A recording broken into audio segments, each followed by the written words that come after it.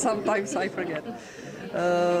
Ale samozřejmě já jsem tady poprvé, takže jsem neměla možnost jako vidět něco nad rámec té delegace omezené kvůli covidu. Velmi ráda bych se podívala do koncertních sálů, do divadel a ráda bych viděla i vlastně kulturní infrastrukturu Tchaj-wanu. Ale zase se mám na co těšit příště, takže příště si to vynahradím, až přijedu. Příští rok přijedu určitě s orchestrem PKF Prague Philharmonia a přijedeme v říjnu.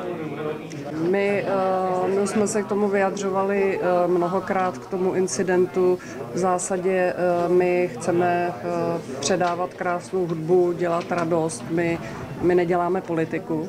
A je velmi jako smutné, když kultura nebo umění se stane předmětem nějakých politických bojů.